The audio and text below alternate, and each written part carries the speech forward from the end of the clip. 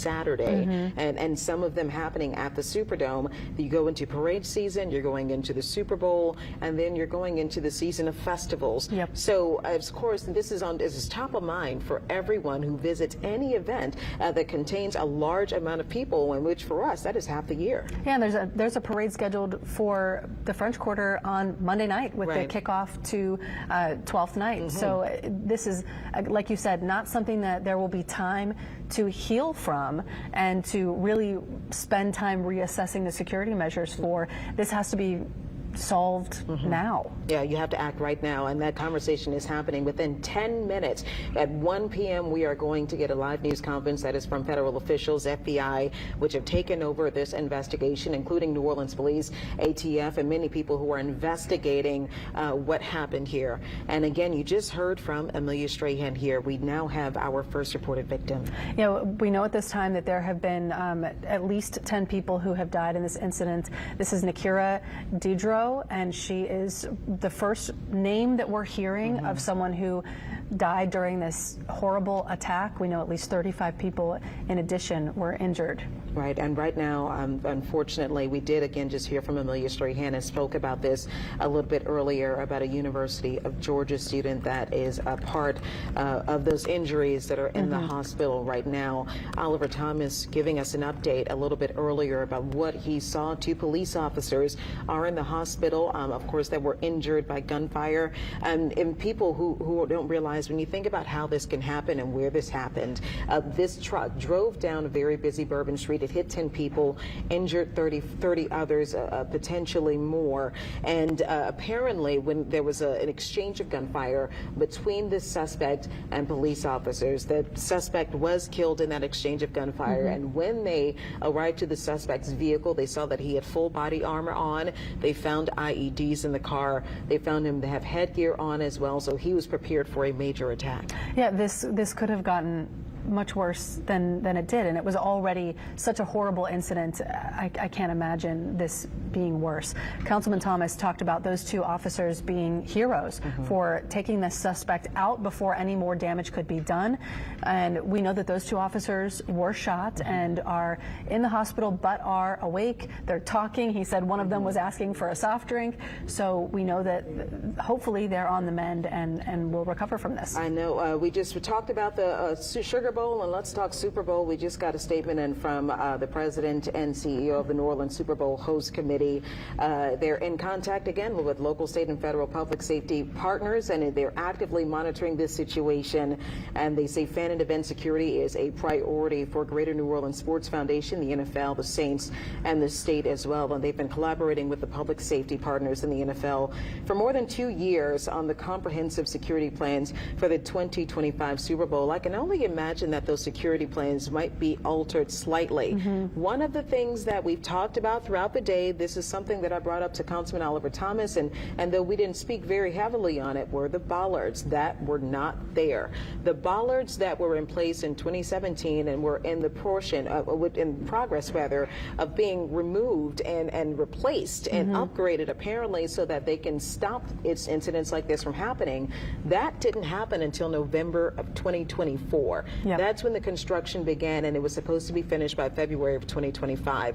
But those bollards were put in place by former Mayor Mitch Landry, and we've attempted and made attempts to reach out to him. Hopefully he can get back to us. But those bollards are put in place to prevent incidents like this from happening. But I think even outside of these bollards, there needs to be a larger conversation. Who needs to get access to Bourbon Street, to the French Quarter when we have these things happen? Usually the police department has protocols in place. You and I, we can get in because we work here, but we've seen during major events, there's usually some sort of protocol where police officers are blocking access from entrance. And also, how robust does that block need to be? Is it one police car? Is it multiple? Is it a truck full of sand, which you've seen at some other events? Are the bollards enough even when they are in place? Is there a way that people can get around them? But like we've mentioned, you know, they were not in place for this, and we know that this was a huge weekend. It was a planned well in advance. We knew that this was going to be a big weekend in New Orleans, and those safety measures were not in place. So what can be done to make sure that not just for the Super Bowl, but for every event that we have coming up, that things are locked down tighter? I know that right now, again, they're still investigating on Mandeville Street and the St. Rock neighborhood, a home that could potentially, or that was potentially being rented by the suspect. They have the vehicle that the suspect came in. We did confirm that that suspect is from Texas, drove that vehicle to New Orleans with the purpose of doing just what he has done early in the morning hours on Bourbon Street. And right now, people are all over the world are sending their condolences. We've heard from every single local, state, and federal official, including President Biden, who did issue a statement and say that he is being updated and has spoke to Mayor Cantrell and other local state officials about what happened here. And I'm actually just seeing here the Peach Bowl today. There's another game, a bowl game in Atlanta that they held maybe a moment of silence to honor and to think about the people who were injured and killed in this attack on Bourbon Street. We also have mentioned there are potentially tens of thousands of people in the city right now who came here to have a wonderful and memorable, positive, fun weekend. And there are also people who are not very familiar with our city. They're not from here, they're coming in from out of town. And so this is not only terrifying to people who were out there last night and were witnesses to this or were potentially staying in hotels nearby, but also to people who want to go to the game today, if that game does take place as planned, and are nervous and don't know if everything is totally secure. So Councilman Thomas says they're really focusing on sweeping the dome, making sure that those things are safe. Yeah, rightfully so. Everyone should, really be nervous, especially as this is an active investigation and there were potentials for these IEDs to be placed throughout the city. Hopefully, they're likely, if I can just say this, they're probably making sure that there are no other potential devices or possible devices that could possibly go out. I want to hear a little bit more. I think we spoke with someone visiting, talking about safety and security, with that being top of mind after this incident. It's kind of shocking. I just lost my daughter last month to a DUI guy, and I just know she was watching over us. So, I know she got us away. Time to go home, Daddy. So, but I feel safe here. I see, all the police and the different authorities around, and we're just gonna go in there this afternoon and watch that ball game and take the Lord with us.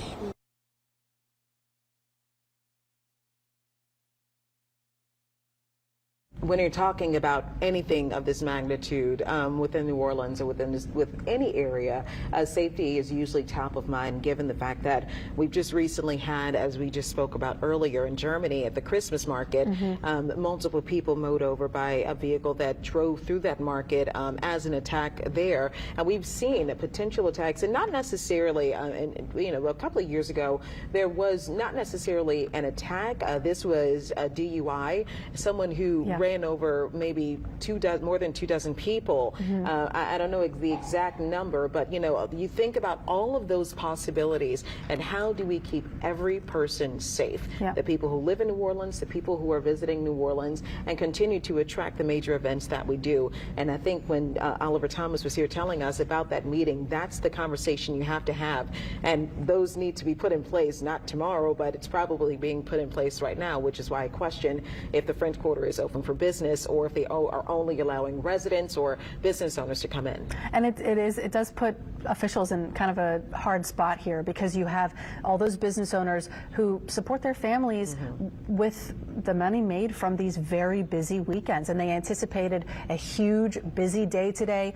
Typically this street today leading up to the game tonight at 7:45 would have been packed with people eating and drinking and all those celebratory things on New Year's Day, and these businesses are shut down for now, and much of the French Quarter right now is off limits to many, many people. If you're joining us in about 2 minutes, we will go live to a press briefing that's being held by local law enforcement, state law enforcement, the federal government as well, the FBI joining us now to give us an update on where they stand in this investigation. We know that there were multiple areas where people are investigating, and they still have a lot of this taped off, and obviously this is a situation that it's not just open and shut. You don't know necessarily where these possible devices could have been, where they might be, or what he had planned, or what his motivations were. But they did mention that there was an investigation into a flag, and we've shown you video and pictures of the truck that was used in this attack, and a flag was on the back of that truck, and we're being told that this is potentially a flag dedicated to ISIS. Yeah, that was one of the things that the FBI told us just a short time ago, along with some potential IEDs that were found in that car, and other IEDs discovered, potential IEDs, I should say, discovered around the French Quarter. All right, and if you guys are just joining us, we are waiting right now for a press conference to start in just a minute or so to give us an update, a desperate update that so many people would like to know. A lot of you, if you were likely out for the New Year's Eve holiday and New Year's holiday, you probably are just joining us or just waking up after being with family and friends, but it's unfortunate we have to wake up to such a tragedy. A vehicle driving down a crowded Bourbon Street, 10 people dead, confirmed dead, and 35 people injured in the hospital right now, mostly at UMC Hospital.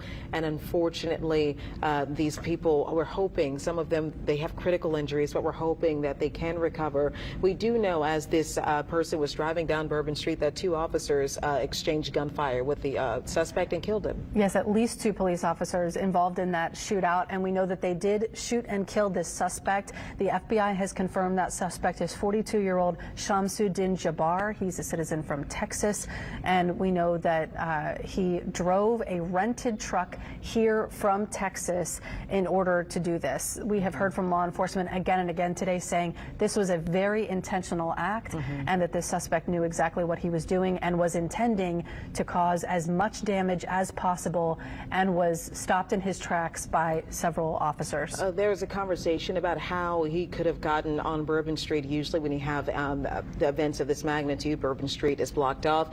We've had conversations, I've saw many of your conversations about the bollards that were there, or rather the ones that weren't there as they were being replaced and was supposed to be done by February 2025 before the start of the Super Bowl. But apparently there were also police units, but this person must have gone on the sidewalk, driven around those units so he can do as much damage as possible. And what we have not seen a lot of yet is video of this truck, because it had to have been driving somewhere around New Orleans before this incident happened.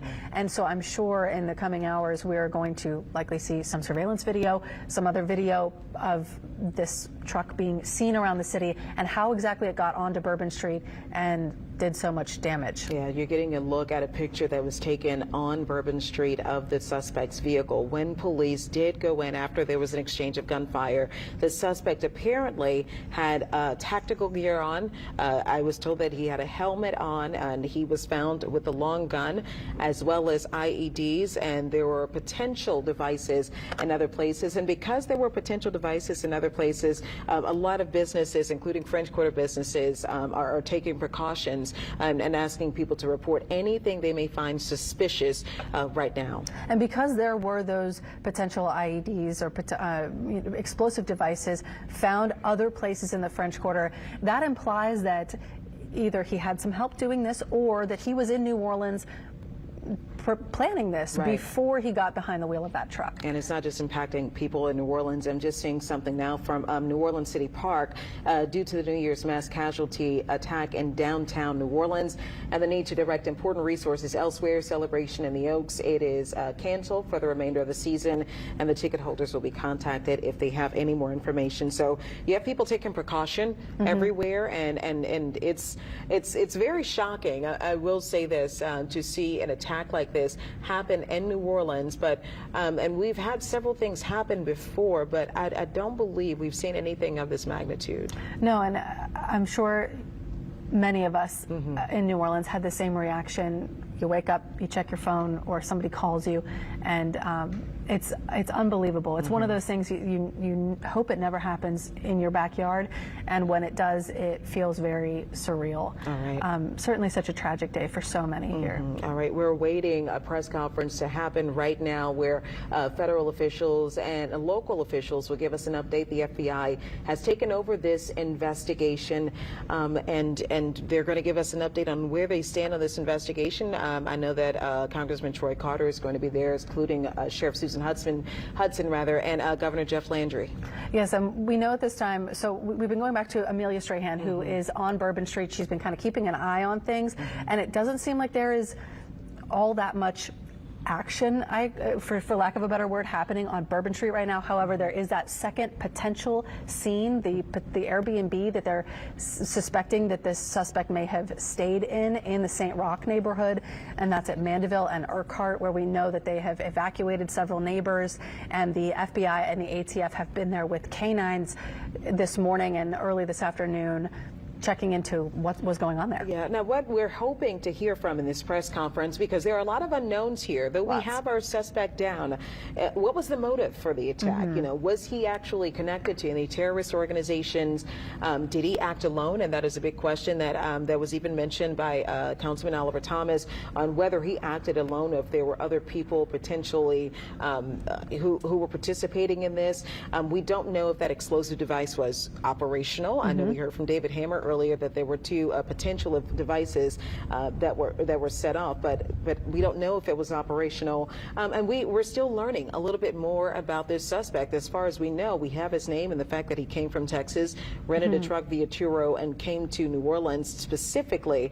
I question, and I know that there were large crowds everywhere. You're coming from Texas, you know, you're passing up some major cities here. What brought him to this city? New Orleans? Yeah, what brought him to this city and to Bourbon Street in particular? And also, what stops did he make between Texas and Bourbon Street? Yes. Where did he stop? Did he stay? Did he possibly place any type of device that was intended to cause more tragedy and more damage?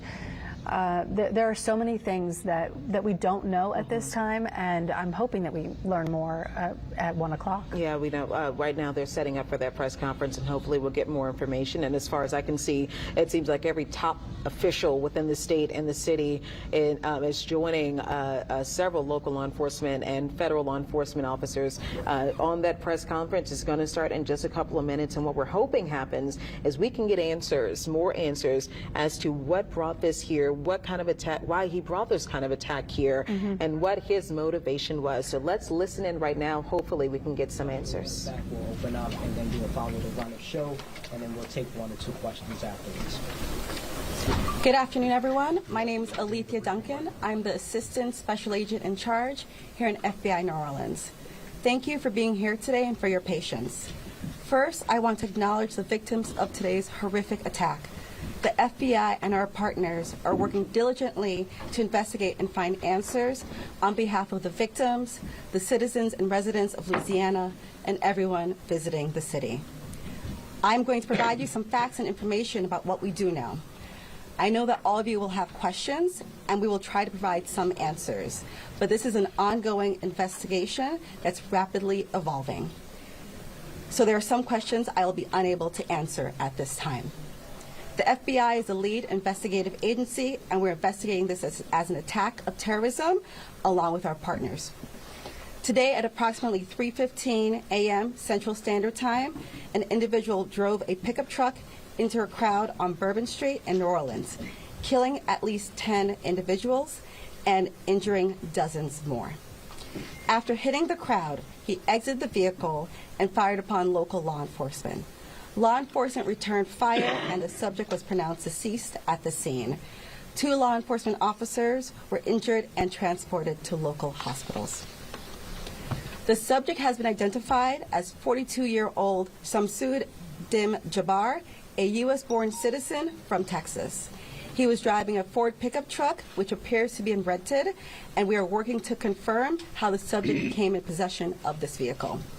An ISIS flag was located on the trailer hitch of the vehicle, and the FBI is working to determine the subject's potential associations and affiliations with terrorist organizations.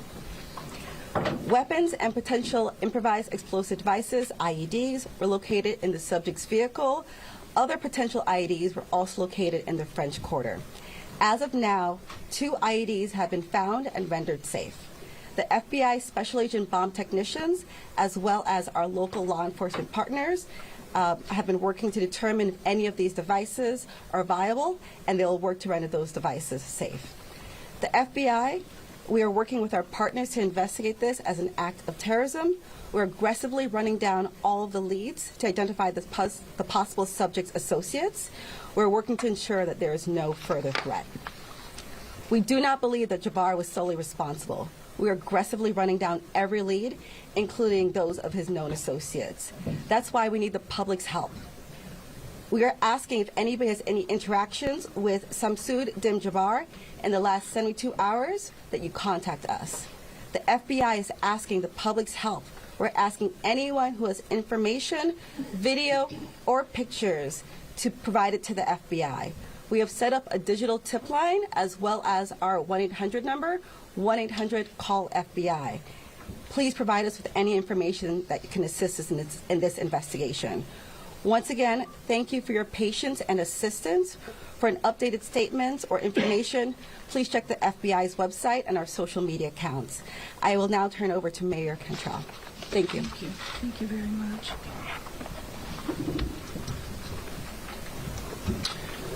Thank you, Agent Duncan, for your leadership and the full support of the FBI. First and foremost, I want to express my deepest condolences to the families and loved ones that were impacted by this tragedy on Bourbon Street and in the heart of the city of New Orleans. And I know that the entire New Orleans City Council grieves along right with me, no doubt about that, and our people and our families.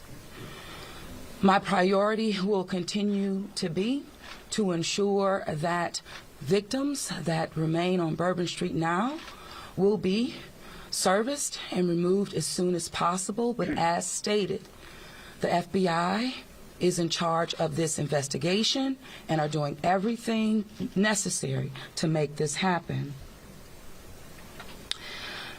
I also want to acknowledge hearing from President Biden, all of our federal partners, but most importantly, calling Governor Landry this morning, responded with haste, and we do say thank you. And of course, a demonstration of a unified support is right here in this room. That's how we collectively responded to this tragedy in the city of New Orleans. The mission now is to facilitate, support, and coordinate safety procedures to keep our residents and our visitors safe. I've gone to the hospital along with Chief Kirkpatrick to visit our police officers, and considering their injuries, they're doing well. As I mentioned, this investigation is ongoing, and the FBI remains the lead in the investigation. It is an active crime scene as well. We are committed, no doubt, to uncovering all details surrounding this tragedy. And we're taking every necessary step to put even more safety procedures in place, especially given the nature of the investigation. I'm going to ask people to do not go around our secured area if there is no essential need to do so. It matters, and again, it is an active crime scene.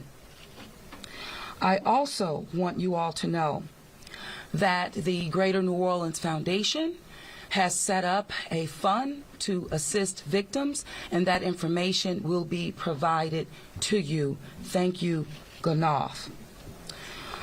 Again, I want to thank this unified team. We're leaning in. We will be relentless, and we will do everything that it takes to render real justice. This team will.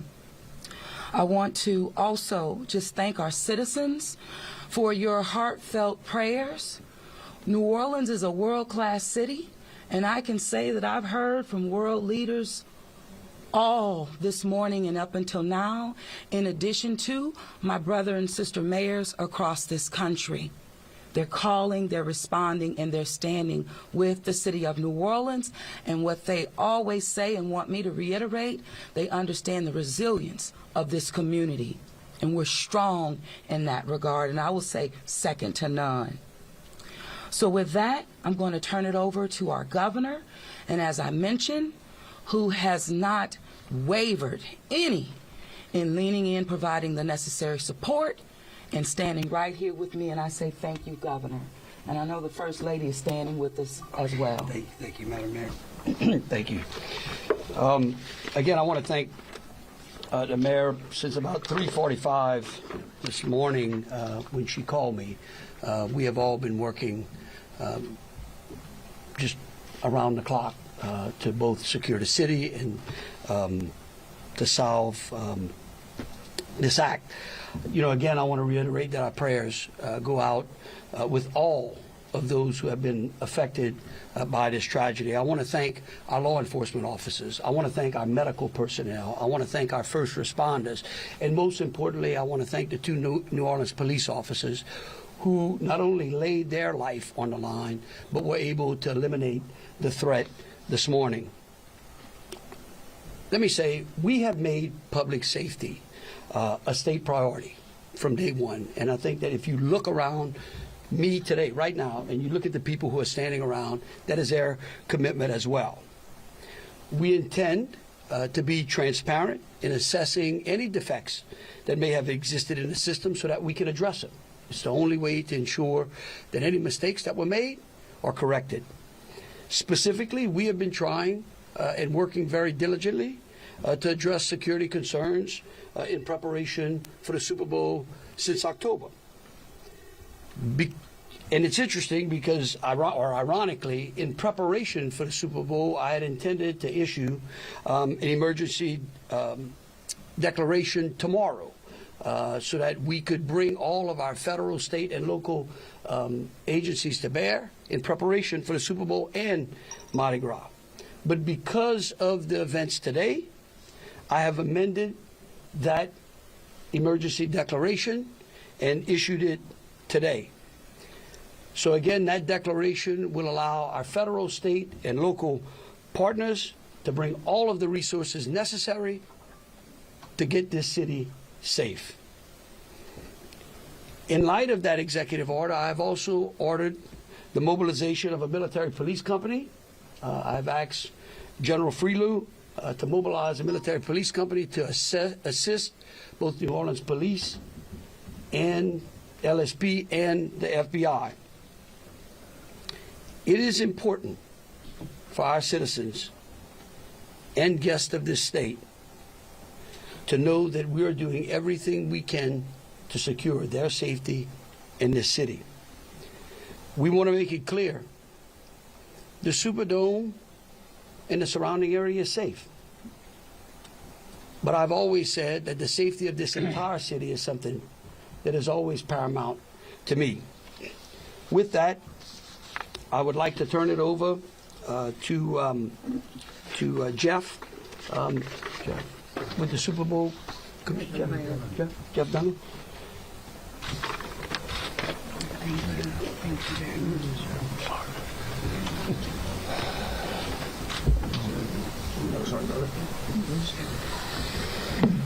Good afternoon. Obviously, we wish we weren't here for this reason today. The Sugar Bowl Committee has a 90-year history of being a good corporate citizen for the city of New Orleans, and that's why this tragedy hurts us as much as anybody right now. So our condolences, thoughts, and prayers go out to the victims and their families as we all work through this.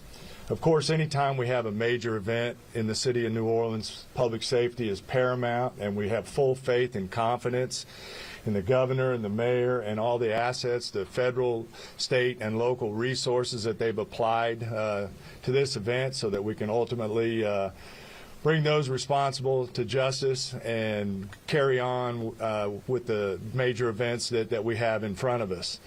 Speaking of which, we were scheduled this evening to have a CFP quarterfinal played in the Superdome at 7:45. We have been in consultation with ESPN, with the College Football Playoff, with the Southeastern Conference, with the University of Georgia, with Notre Dame, all parties, and all agree that it's in the best interest of everybody and public safety that we postpone the game for 24 hours.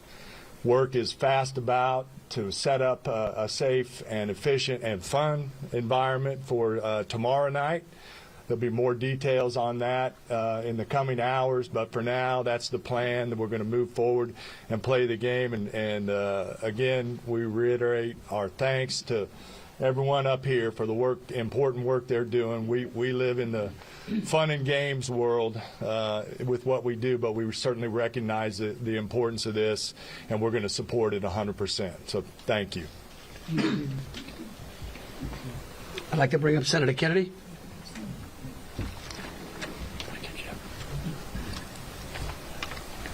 I wish I understood better why bad things happen to good people. If I make it to heaven, I'm going to ask. For those people who don't believe in objective evil, all you have to do is look at what happened in our city early this morning. I am, if this doesn't trigger the gag reflex of every American, every fair-minded American, I'll be very surprised. I'm here because these are my people. I'm here because these are my people's friends. I'm here because there are a lot of Louisianians that are scared tonight. I don't want them to be. There's a lot of information going around. Some of it is actually true. Some of it isn't. The federal government is now in charge of this investigation. By that I mean the White House, the FBI, the Department of Homeland Security, and the Department of Justice. I have not talked to the FBI. Maybe they've talked to my staff. I don't know. I did talk to the Secretary of Homeland Security a little while ago. And I told him that with all the respect I could muster, that we expect to put the full force and resources of the federal government behind this investigation.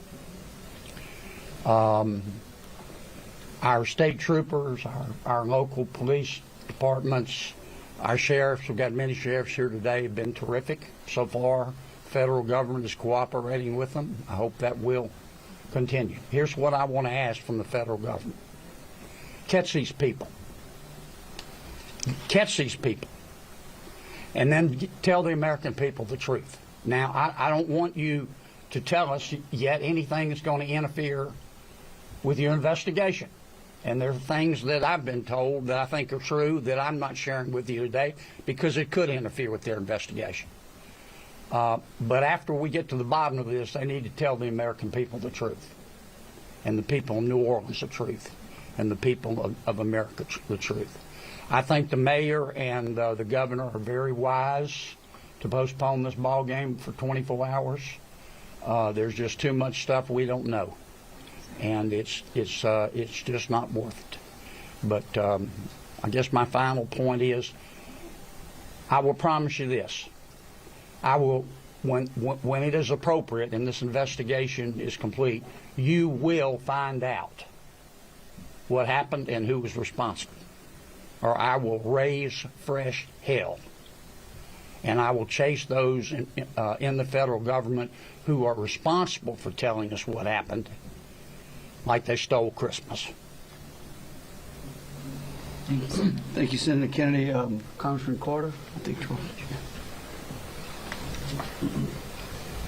Thank you, Governor. Thank you, Mayor. Thank you, Senator Kennedy. Thank you to all of our law enforcement agents. for doing a yeoman's job, for stepping up at a time when we needed you most, for employing the resources of all of our partners. This is all hands on deck. From the White House all the way down. I've been in communication with the White House since early this morning. Secretary Mayorkas, leaders in all of our federal, local, and state agencies. The President has made it very clear that he intends to bring every resource to bear to not only tell the truth, but to provide the resources to bring these cowards to justice. I want to personally thank the men and women in uniform who put their lives on the line to protect our citizens and our visitors. To our mayor and our governor for acting expeditiously and bringing us all together. To our sheriffs from the surrounding areas who have been Johnny on the spot, recognizing that if it happens in New Orleans, it can happen anywhere. We don't have the luxury of being myopic. In this community, we work together. We don't point fingers. We don't blame. We go after the bad guys. Let it be clear that the full faith and credit of the United States and every agency therein is on the ground, working. And for those who may have played a role in this horrific act of cowardice, we will find you. We will bring you to justice.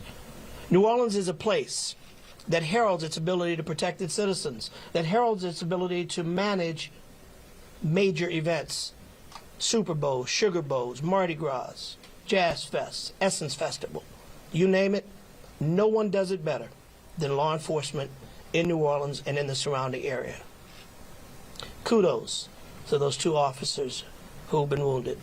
Our hearts go out to those who lost loved ones. Our hearts go out to those who are wounded and on the mend in the hospital. Citizens, now is the time to stay calm, to be vigilant. This is not a time to come out to sightsee. Listen to your federal, local, state officials.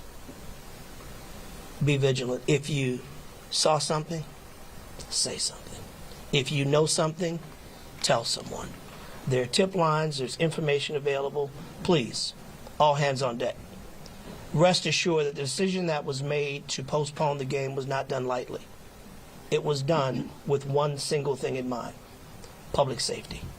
Making sure that the citizens and visitors of this great city, not only for this event, but for every event you come to in Louisiana, that you will be safe. And we will use every resource possible, as the governor has said, as the mayor has said, and every law enforcement agent here has said. Our energy, our commitment will be to make sure that you are safe now and for every event in the future. God bless you, and let's stay strong. Thank you, Congressman. Attorney General.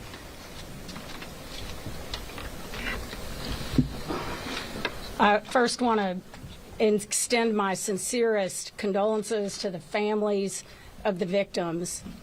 Parents got a phone call early this morning, that no parent ever wants to receive. And as a parent of children who come to New Orleans and spend time here, I know that that is just something that, you know, we hold our breath sometimes till they're home safe, and some people did not come home safe. And we also have some people who are fighting for their lives right now in the hospital. So I'd ask everyone to pray for them. They need our support and they need our prayers. This was a heinous act, a heinous, cowardly act, and we will find them and we will bring them to justice. My office will be providing both investigative and prosecutorial support to the City of New Orleans, to the District Attorney, Jason Williams in New Orleans, as I have done for months. We will continue to do that. We will provide the governor with whatever support that he needs, and the Governor's Office of Homeland Security, whatever support that they need. I'll be here to help. I will be here to stand with the City of New Orleans. We will bring them to justice. Thank you. Thank you. Thank you, Governor. Thank you, Governor and Madam Mayor. For those who do not know me, My name is Ann Kirkpatrick. I'm the Chief of Police of New Orleans. My title, official title, is Superintendent, but my role is as Chief of Police. You know, you've heard some of the details today, and over the last 24 hours, we had approximately 400 officers in the French Quarter. And as we know, this is not just an act of terrorism. This is evil. And when we face evil, we have a choice. We can run in fear, or we can indeed stand in strength. In a time of crisis, people are looking for leadership. You are looking at the leadership. And I promise you, as the Chief of Police of this city has been tried by fire before. But fire purifies. Fire makes things stronger. We have a plan. We know what to do. We are going to get these people. There is a path forward. Very pleased that we will be back to having a wonderful game tomorrow night. New Orleans police have proven their ability to make the city safer. Just 2 years ago, we were the murder capital of America. Today, from that time 2 years ago, we have driven our murder rate more than 50% down. So we have a track record. But this is different because it's terrorism. Now, I want to thank all of our law enforcement partners. You're fabulous, and we appreciate the partnership. But last night, 3 of our officers engaged this terrorist who shot at them. 3 of the officers returned fire. Those officers did not run in fear. I liked what the mayor said this morning. New Orleans police and all law enforcement is built. We are built for dealing with evil, with things that would cause others to be in fear, but instead our officers, and last night NOPD in particular, stood strong. They did not run. They did kill the terrorist. We have 2 officers indeed who received gunfire. They will be okay, and we have personally gone to see them. But this is leadership for you, and I promise, as the Chief of Police of this fantastic city, that I will be strong and firm and fearless. Thank you. Thank you, Chief. Thank you. In wrapping it up, I want to just close with a couple of things. I want to thank Senator Kennedy and Congressman Carter. I want to thank again all of our law enforcement officers out there. I want the families of the victims to know that I will be issuing an executive order that tomorrow, when Notre Dame plays Georgia, every flag of every state building in this state is going to be at half-mast. In remembrance of them, but remembering something else. That fear in this state is a liar. And these folks right here are going to make sure that justice is served. And for the citizens out there that were saying, well, man, do I really want to go to the Sugar Bowl tomorrow? I tell you one thing, your governor's going to be there. That is proof, believe you me, that that facility in this city is safer today than it was yesterday. And as we come to additional events in this city, I know in speaking with Senator Kennedy and Congressman Carter, and FBI acting director, and the incoming administration, that they are going to ensure that this city has the resources necessary to protect our citizens and our guests. And so with that, we'll take some questions. All right, if you could, we'll start over here with CBS. Katie, we'll work our way across the room. If I miss you, just give me a holler. I may not see you. Go ahead, Katie. Thank you, sir. Katie Royce with CBS News. I mean, I think this has been a really tough day for a lot of people, but at this point, we're hearing that the death toll, according to some FBI sources, has gone up to 15. Is this true? Who wants to answer? I can speak to it, I guess, unless you have a final number. We do not have a final number. We know that we have confirmed 10, but we did have people who had been transported who were in critical condition. And so I do not know that, but I can confirm 10. And one quick follow-up question, if I may. We know that there have been some local records in Texas about a misdemeanor background on this suspect. Any signs or warnings ahead of time about this person or their plans for what happened this morning? Because that is the investigation part, I will give the FBI. At this time, we cannot go into details about the subject's history. What I can tell you, the person was an Army veteran. We believe he was honorary discharged, but we're working through this process, figuring out all this information. The goal with the FBI is providing you with the most accurate and complete information. So once that information is confirmed, we'll make sure we push that out. Thank you. Ariel. At this time, do you know exactly, as far as the victims, how many are from here in Louisiana versus out of state, and their ages maybe? At this time, I can't go into details about all the victims. We want to make sure that first that the family is notified appropriately before we put any information out there. So once the families are all notified, then we'll go ahead and release a statement to everyone. And I would ask the press, in relation to the victims and those that are in hospitals, if we could just refrain from worrying about them so their loved ones can take care of them, and the medical personnel that are trying to get them out of the hospital can do so. And as information becomes available, we want to respect the privacy of those who are still either fighting for their lives or being cared for. Thank you. A follow-up, if I may. Go ahead. You guys mentioned accomplices. You don't think that the suspect acted alone. About how many more suspects are you guys looking into at this point? It's a range of suspects, and right now with the FBI, we do not want to rule anything out. So that's why we're asking if anyone has had any interaction with the deceased subject Jabbar in the last 72 hours. Provide us with this information.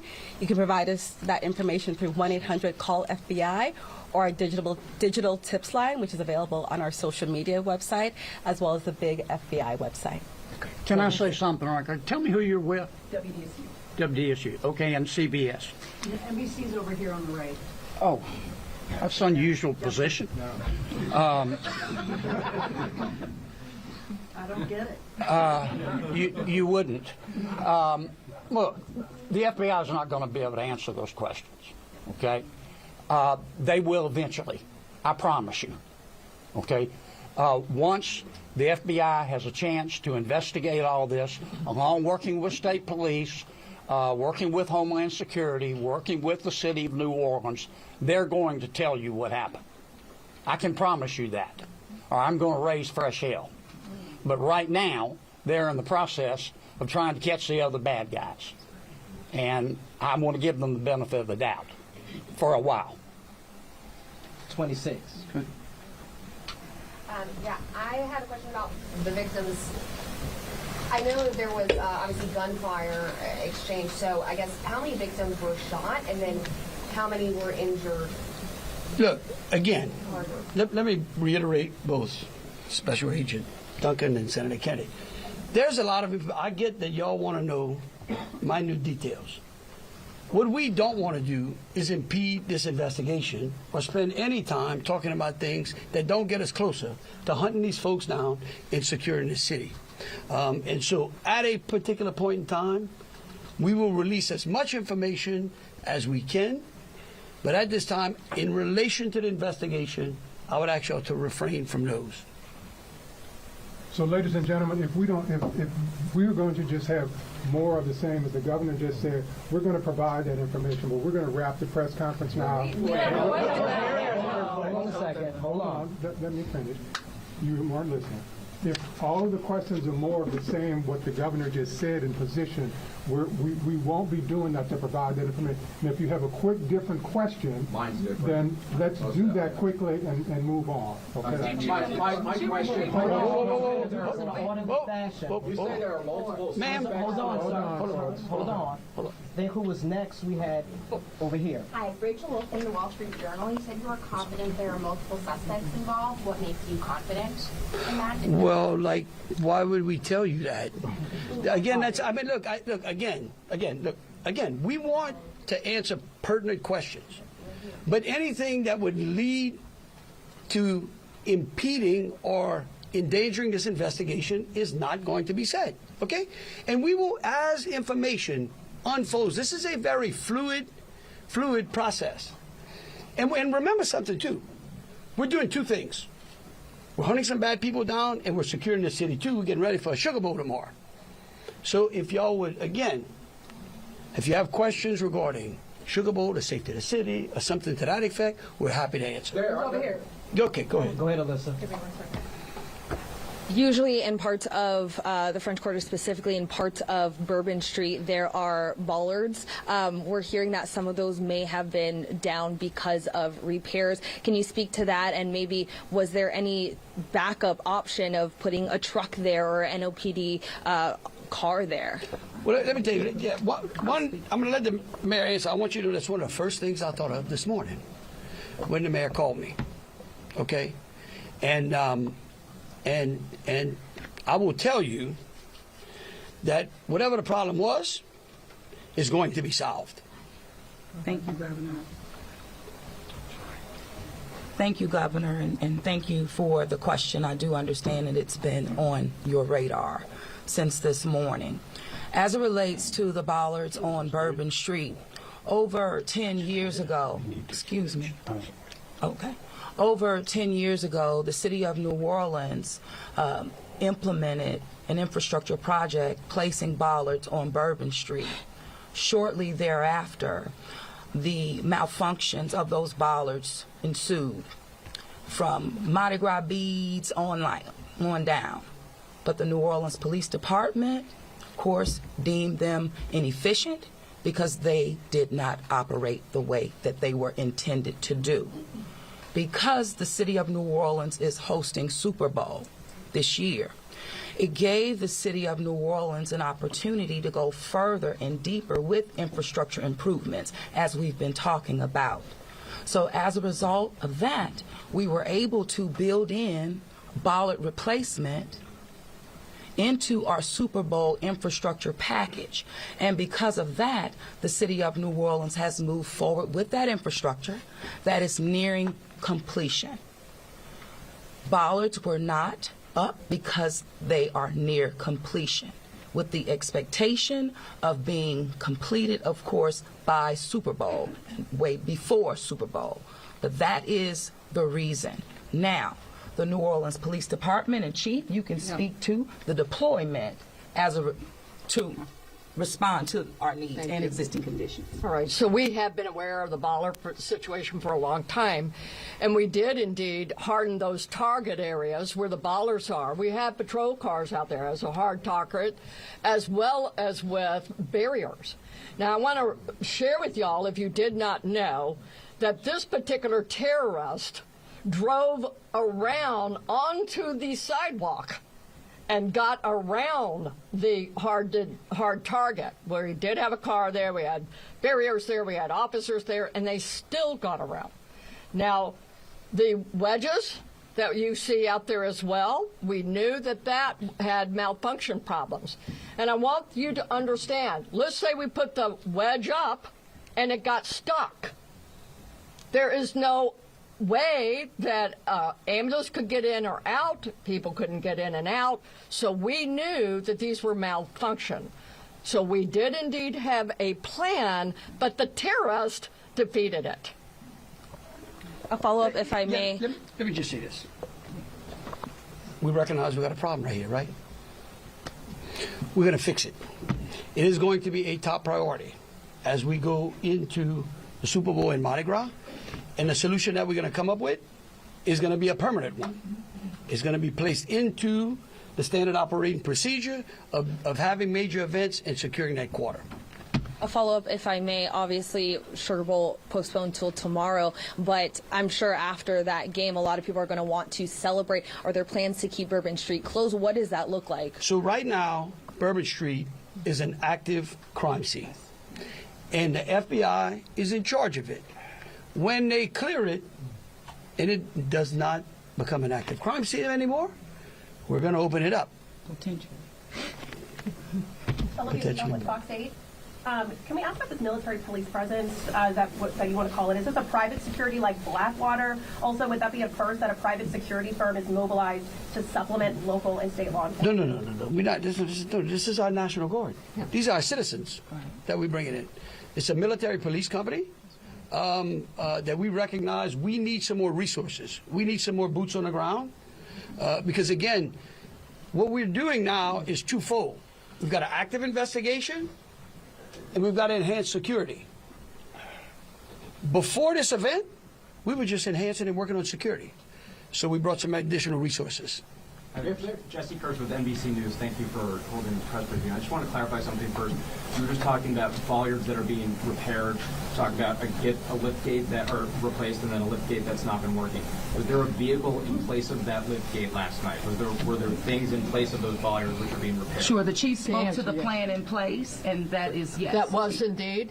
So anything that is currently in the midst of being repaired had a backup replacement? It had vehicles and officers were there where all of those ballasts have been.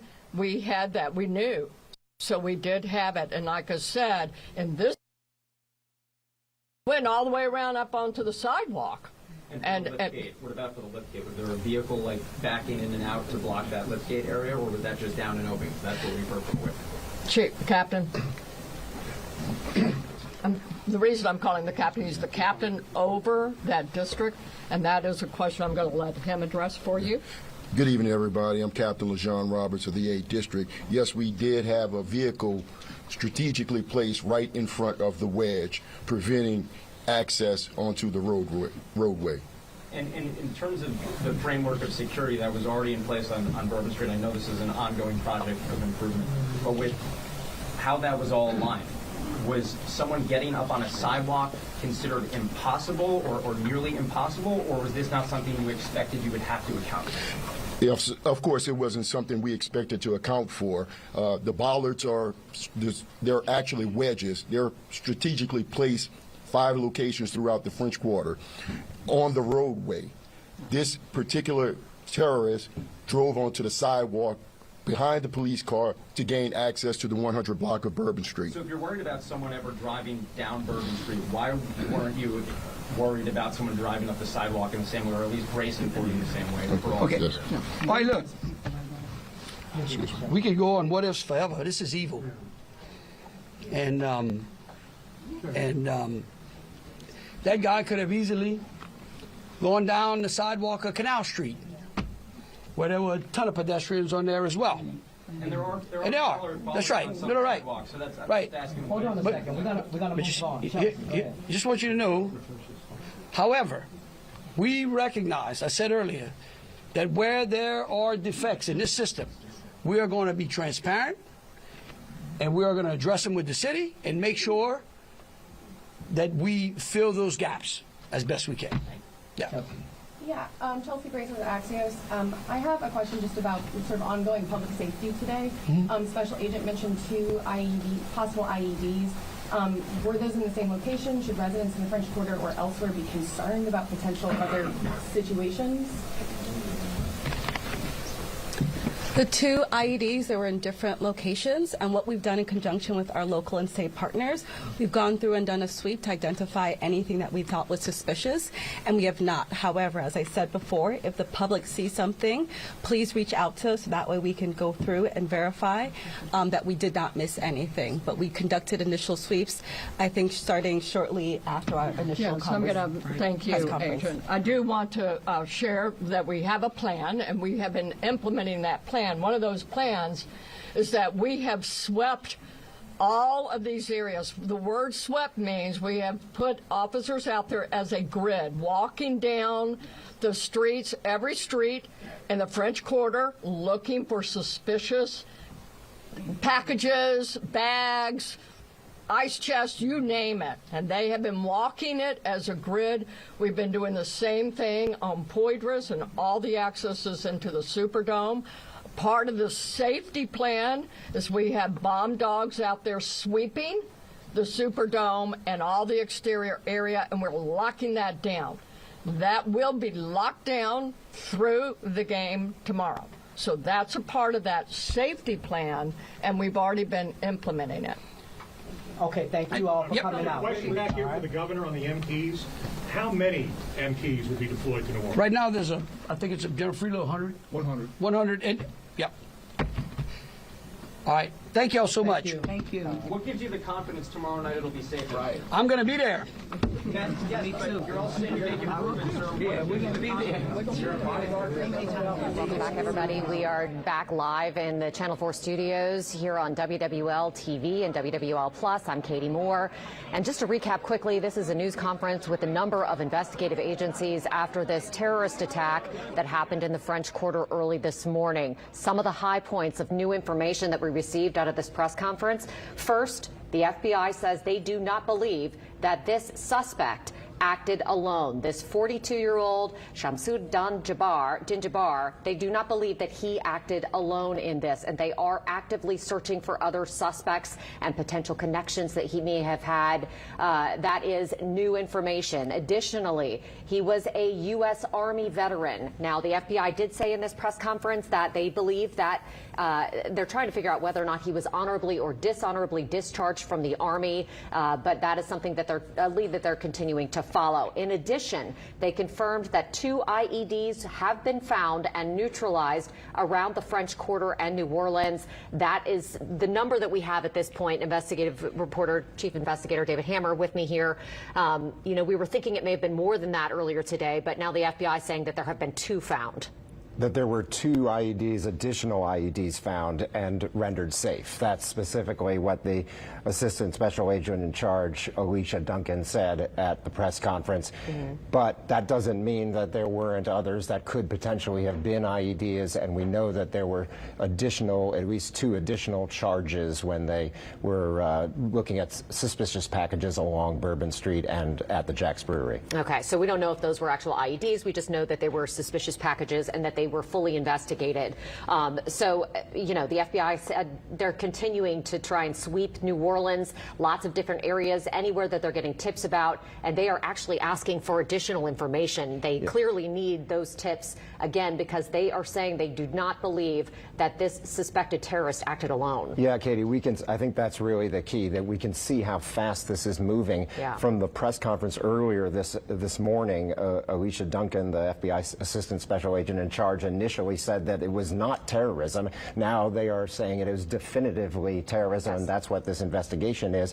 And we had references in this press conference to catching additional suspects. So they are continuing to search for additional people, and as you said, Duncan now says that they believe that he did not act alone. Yes, I've been hearing from my law enforcement sources all morning that there have been different operations that have been going on in different parts of the city where law enforcement, the FBI, the NOPD, other investigative agencies have been following leads. And you can tell that's happening because we're hearing buzz that, there's police activity in different neighborhoods that we just haven't been able to confirm. We do know that that's happening, and obviously the FBI is telling us that is in fact what's been going on throughout the morning, and they're going to continue that effort as we go on throughout the day. Right, and we have heard of additional actions going on in other parts of the area, not just in Orleans Parish.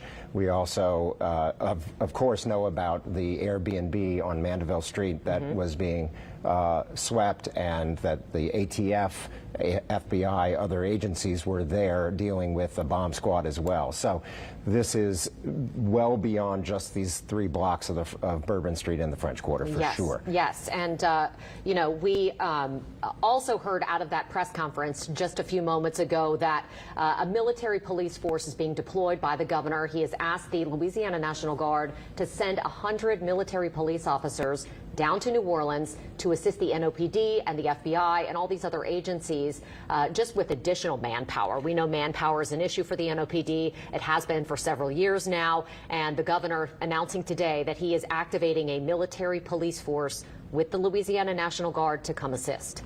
Right, and we've seen this in other incidents where the governor can use his authority as the head of the Louisiana National Guard to deploy troops, obviously, after Katrina and other emergencies. And so he's declared a state of emergency in order to get additional resources. And on top of that, he's deploying these additional 100 military police for the safety of the community and potentially for this ongoing investigation. Now we want to talk about the bollards, and those are big poles basically that come out of the ground in order to secure that entrance to Bourbon Street. There are a couple of locations where those were installed, 10 years ago. They are under repair at the moment. Mayor LaToya Cantrell said at the press conference today, after she was asked about this, that they're under repair and they're part of the infrastructure package that they are, conducting right now for the Super Bowl that's coming. And they are expected to be completed by the Super Bowl. But in the meantime, the NOPD has been deploying police units to block that intersection. And we do have some surveillance footage that was taken by a nearby business that we want to show you. Look at this. You can see the white truck there that's in this footage. That is the truck that is allegedly tied to this mass casualty event in New Orleans. And look at the NOPD cruiser right there on your screen. The truck approaches that cruiser, turns around the NOPD cruiser onto Bourbon Street, and just hits the gas. This was just a terrifying scene when you watch this, and you can kind of see it unfolding. And I think it is important to point out that Chief Ann Kirkpatrick says that this vehicle went on the sidewalk in order to get around these, barricades or makeshift barricades in the absence of the bollards. So then the question becomes, would the bollards have stopped this truck if they had been in place? But I think the other question here is, why were the bollards out at this time when we knew that there was going to be a huge pedestrian event on Bourbon Street for New Year's Eve and for the Sugar Bowl coming the next day, that there was going to be huge crowds on Bourbon Street? That would be the exact time when you would want to have the bollards up to make sure that there was no vehicle traffic getting onto Bourbon Street. The question then becomes, would it have been effective? We heard Mayor Cantrell that they were deemed inefficient and therefore did not work the way they were supposed to, and that's what they were trying to correct with this update. What we've heard, of course, from Michael Hecht from GNO Inc. over these many months, as he's been trying to coordinate or deal with infrastructure issues, is why are these things 6 months out, and now as we get even closer, 1 month out from the Super Bowl, not getting done earlier? And so the question is, why were we all the way up to New Year's Eve and still dealing with these bollards problems? Yeah, you asked Helena Moreno, the city council president, obviously running for mayor this morning. David asked her about this very thing, and what she said was, we, including Freddie King, the council member from that district, have been pushing to get these fixed sooner. They should have been fixed a long time ago, were her words this morning. So this is obviously something that's been on the radar of our tourism, our business, and our elected officials, because the bollards apparently have not been functioning properly. I think what they have said is that there was a lot of debris in the holes that the bollards go down into, Mardi Gras beads, all that stuff that you see on Bourbon Street when you walk around at night ends up in those crevices. And so they haven't been functioning. Obviously, the city has deemed them ineffective or inefficient. And again, these are 10-year-old pieces of equipment. They can have these issues, but then the question becomes, why is it now still being dealt with, as we see in other infrastructure projects around the city, are still being dealt with at this point this late in the game and right up on New Year's Eve and the Sugar Bowl, which are huge tourist events here in the city. Absolutely, and we did hear from Mayor Cantrell in that news conference that, again, this was part of the infrastructure package that received a big chunk of money from the state in order to carry out a lot of these infrastructure projects around the Superdome, in the corridor, in the areas where, the most work needs to be done and done quickly in order to host the Super Bowl. So they're shining the parts of the city that need to shine. Right, and 10 years ago when the bollards were implemented, that was part of a Homeland Security project that was funded by the federal government specifically for this kind of safety precaution. So, whether they would have been effective in stopping this truck is a separate question, but it is a fair question, and you see the defensiveness from both the governor and the mayor in terms of how this was handled when Alyssa Curtis asked the question about why they were not functional at the time. Yes, absolutely. Now, we did hear from the FBI that they are continuing to try and find additional suspects who may have been tied to this suspected terrorist this morning. Whether or not he acted alone is something that the FBI has very clearly stated that they do not believe that he did. Now, Jeff Landry was asked by reporters at the press conference why they think he did not act alone, and of course they wouldn't answer that question. It's part of an ongoing investigation that is very active and involves not only the NOPD but our Homeland Security agencies, the FBI, and federal resources. So it's something that's very active at the moment. We did hear from both Senator Kennedy and Congressman Carter calling on these officials to get going and find the additional people that may be involved here, because this could still cause safety concerns for big events as we move forward if they're not located, those additional suspects, potential suspects. Now, the FBI has also said in a statement earlier today that they released that this suspect had an ISIS flag tied to the truck. And they're trying to figure out what his ties may have been to any sort of international terrorist organization. They're not confirming that he was necessarily a member. I think that's something they're still really looking into right now, is to try and figure out what his ties are, if any, to any sort of international terrorist organization. And that is a very important distinction in terms of our national security, in terms of the federal response to this very, very burning question. And if this is a military veteran, as we heard from the assistant special agent in charge from the FBI that he is, then, was he radicalized? How was he radicalized? These are all things that are going to go into the investigation. We're gathering information as we speak about Shamsud Jabbar and what we can find out about him, other than that he's from Texas and that we've found some information about him, and we're trying to trace that down right now. But we need to be careful, just as the law enforcement agents do, in terms of providing information before we can absolutely positively verify that it's true. I know that our sister stations have confirmed, our sister station in Houston has confirmed that he lived in the Houston area, and so that is one thing that we know about this suspect, Shamsud Jabbar. And again, the FBI is trying to nail down exactly what his ties may have been to any terrorist organization, what his motives may have been, especially given that he is a U.S. Army veteran. Now, we have had crews all across the metro area this morning trying to cover this, as this is a massive situation that's been going on. Amelia Strahan is joining us now. She was in the French Quarter. It looks like she still is at this hour. Amelia, what's the latest from where you are? Yeah, I'm still here in the quarter, and as you can see, they're still actively investigating the scene. Now, we just heard from local and federal law enforcement who brought us some new updates. They say they are investigating this as an act of terrorism, and they don't think the suspect acted alone. They also said they located multiple potential IEDs here in the quarter. I'm going to step aside, actually, so you can get an update of the scene. You can see there is a large black truck over there. They've put up a tarp. What's going on behind that tarp, we aren't sure. Like I said, it's still an active scene. Law enforcement has quite the perimeter, a lot blocked off over here, so we're not sure exactly what's happening, but there is a tarp. Seems to be concealing whatever is going on the other side. Now, the FBI says they're working to see, if there's any potential terrorist affiliation, because we know an ISIS flag was found on the suspect's white pickup truck. So, like you mentioned, a lot of questions questions around, how widespread is this threat. We've learned more about the victims in last night's attack. We know that Nikira Dito, a Mississippi teen, has been identified by our partners at NOLA.com. The University of Georgia also tweeted saying a Georgia student was injured in the attack and he is in critical condition. As you can see, you can hear a lot of traffic with these streets blocked off. We know now the Sugar Bowl also has been postponed until tomorrow, so many people are, rightfully expressing concern over, are they safe out here? But like you can see, a very heavy law enforcement presence. We also have confirmed another victim. That would be Tiger Beach. We're still learning more.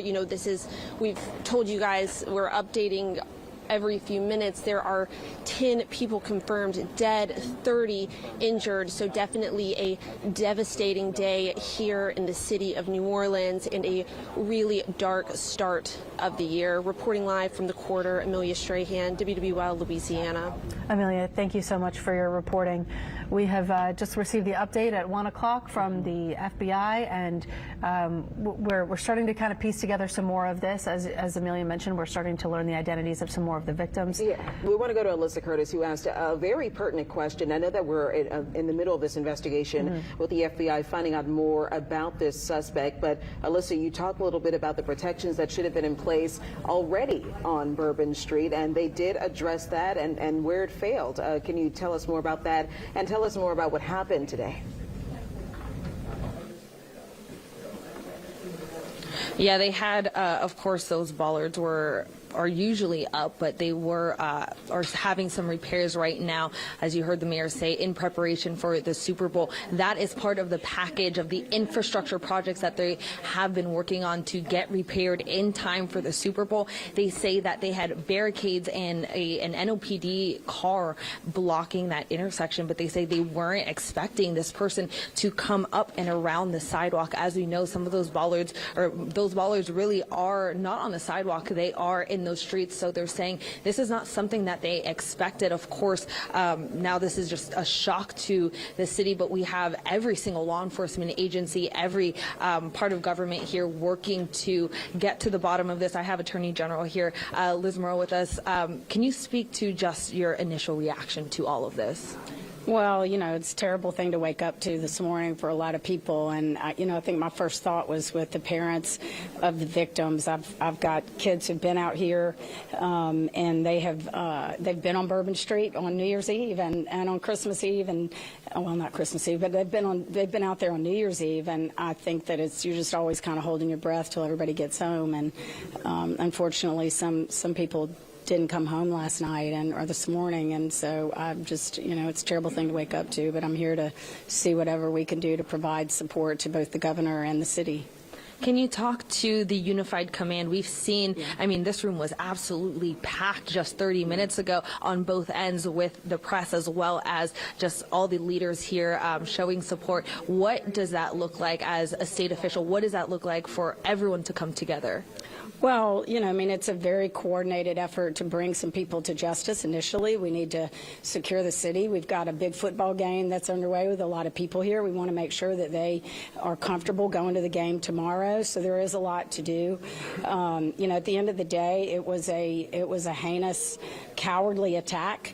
I'm confident that we are going to find all the people that were involved, and we are all committed to doing that. And so, it's a federally run response at this point, but we still have a lot to do at the state level and the local level. Talk a little bit about you and your office. What support does that look like? What support are you giving to this investigation? Well, the governor's declared an emergency, so we provide support to the governor's office of Homeland Security and to the governor's office during any kind of declared emergency or disaster. So we're doing that. I have investigators and I have prosecutors in my office, and so we'll be looking at any of the support that this city needs on either of those fronts. And of course, we will also coordinate with the federal government.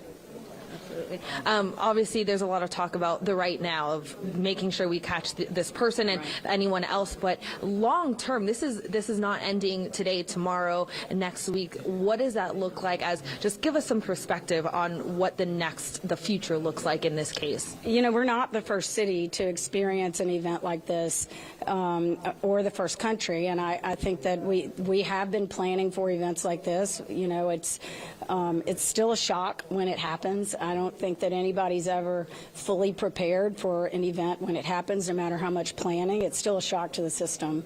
We will continue to make plans and to harden the city and make sure that it's safe, and the state. So, you know, it's just a constant moving process. And you know, people who want to commit evil crimes like this, they're going to find a way to do it.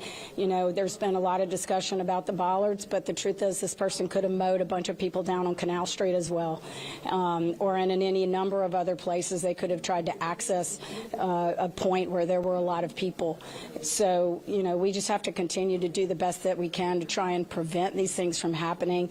We'll never know how many times we have stopped someone from committing an act like this, but when they are successful in doing the kind of thing that happened early this morning, you know, we just have to double down and work harder to protect everybody. And again, my prayers are with the victims and the people in the hospital who are still fighting for their lives right now. Obviously, the main suspect, they killed him, and we heard FBI saying that there might be more suspects. They're looking into every single aspect. If there does come that there are more suspects, are they looking at state charges, federal charges? What does that look like in justice? Well, you know, the FBI has acknowledged that this is a terrorist event, and so there's no doubt in my mind that there would be federal charges. There can also be state charges. We have a state terrorism statute as well. It is a mass casualty event, and there is no doubt in my mind that if we can charge this person with the death penalty, that we would do it here and that we would carry it out. Well, thank you so much. I appreciate your time, and we appreciate, you know, the unified effort here today. Thank you so much. Attorney General Liz Murrow, there is, again, a lot of moving pieces in this right now. We now know Sugar Bowl has been postponed till tomorrow, and we asked, you know, even tomorrow, maybe tonight, people are going to want to go out after that game and celebrate. What does that look like? Will Bourbon Street be reopened? And, of course, right now, it is still an active crime scene. Bourbon Street is blocked off and shut down so they can continue investigating and combing through that scene. But they say once they're done with that, they will open it again, and there will be another unified command down there, more officers to make sure that everyone is safe and everyone feels safe down there. But we heard from the mayor, we heard from Governor Landry. I'm pulling up my notes right here. He says, we have made public safety a priority. Any issues in the system, and we will address them. Again, speaking to those bollards. Again, Sugar Bowl moved to tomorrow. There's, again, a lot of information that we still don't have because this is an FBI-run investigation. This is a federal investigation now, and they are keeping this very tight because they want to be able to get to the bottom of this and get all the moving pieces into place before they give us any information that may jeopardize that. So any information that we get, of course, we'll bring it to you as soon as we can. But for now, reporting live from NOPD headquarters, Alyssa Curtis, WWL Louisiana. Alyssa, thank you so much. I know there are a lot of sidebar conversations that are happening. Earlier, we had Oliver Thomas say that there was a meeting amongst those leadership officials about what potential security measures can be taken as early as tonight, as early as right now. Did anyone mention that during the press conference, or is anyone talking about that on the side with you? They are looking, honestly, right now at all options to keep everyone safe. Again, we don't know exactly what any of this looks like, especially tomorrow at the Sugar Bowl, or how many officers or LSP will be down on Bourbon or anywhere in the French Quarter. I think, again, this is just a very active and fluid situation right now. We're getting information. Even right before this, we had an FBI statement come in, and then 30 minutes later, we're in here getting more information. So I think we're just kind of taking it as everything comes right now. All right, Alyssa, thank you so much. And of course, Alyssa was talking at that news conference. You're talking about this information being fluid. We still don't know about the situation on Mandeville Street. And really, we are still learning a little bit more about this suspect. There are a lot of questions, especially when you hear that the FBI is looking into the potential of there being other suspects involved in this terrorist attack. Obviously, we have a huge gap in the timeline. Where did this person go after renting a car and leaving his home in Houston, which we've now confirmed that's where he was living, to New Orleans? What happened in between there? We now know that there were some devices found elsewhere in the French Quarter. So when were those placed there? Who placed them there? And I'm sure that there's a lot to learn with this investigation going forward. And I'm almost sure that, and our investigators could really speak to this too. But you know, you have the NOLA crime cameras. You have the police cameras that are all over the city that capture a lot of that information. Obviously, not readily available to a lot of people, but they have those cameras that are placed all over the city. And as Katie and David showed you a little bit earlier, and I don't know if we can rack that back up, but the video of the truck that is coming down Canal Street, because that was the big question. How did it even get on Bourbon Street? Typically, when these events happen, take a look at your screen here. That's that white truck. It makes its way and speeds, hits the gas extremely fast, going around a New Orleans police unit. So typically, as we said earlier, when these events happen where we have large pedestrian foot traffic, and really we always have it all the time, but for events we have even more than we usually do. That truck went around, and the police unit that was put in place to stop stuff like this from happening. So again, we understand that the Bollards weren't up. We understand that they went around the police unit, but I guess the big question for a lot of people who are visiting our city, who live in our city, is how do we keep everyone safe from acts like this happening in the future? Yeah, and we did know that we've talked so much about those bollards that were not up because they're being repaired for the Super Bowl. But we heard from the 8th District Police Captain of NOPD who said that those police cars that we saw in that video were parked strategically to prevent something like this from happening. But to quote Chief Kirkpatrick, the terrorists defeated it, and that's because he drove onto the sidewalk around those police cars. But that was always a possibility. So going forward, we've got to figure out how to keep people safe. Yeah, I think the unfortunate part about the news conference today is we were hoping to learn more. We need a motive, trying to figure out who this person is. He's coming from a major city, if I'm not mistaken, one of the top 10 major cities in America, Houston, Texas, and coming all the way to New Orleans, which is about a 4 or 5 hour drive to New Orleans for this particular event. We're hoping to find out, as we learn more about his past and learn more about his military history and his military background, who this person was, why he decided to choose this moment at 3:15 in the morning. Essentially, how long was he here? You know, and also too, the Airbnb that was potentially rented by him. What happened here? Did he intentionally set it on fire to not find any evidence, or you know, there were so many unanswered questions. And again, understandably, that this is an open and FBI investigation, so they can answer all of those questions once they've determined that there are no other threats. But still, it puts a lot of people at unease if you don't know exactly if you're in danger right now or not. And what we're also facing right now as a city is that this is just the start of a major time of events, and not just coming up. Today was supposed to be the Sugar Bowl. Kickoff was scheduled for 5.5 hours from now. And then you've got Saturday, you've got some of the Mardi Gras balls that are scheduled. And then Monday, you've got Carnival starting with a parade in the French Quarter. It does not stop. There is no time to stop, to heal, to think about ways to keep people safe. It needs to be fixed, and it needs to be fixed right now. All right. Well, if you just heard from the news conference from Alyssa and from David and Katie a little bit earlier, the New Orleans attack suspect's name, Shamsud Denjabar, a 42-year-old. He did have on the back of that white pickup truck an ISIS flag. That has been confirmed by the FBI, but we don't know his affiliation to ISIS, or if this is someone who is just a sympathizer or someone who was involved in any sort of way. But we do know that he was formerly a member of the U.S. military, and he drove here from Houston, Texas, where he lived. Yeah, and that truck that was used in this attack was not owned by him.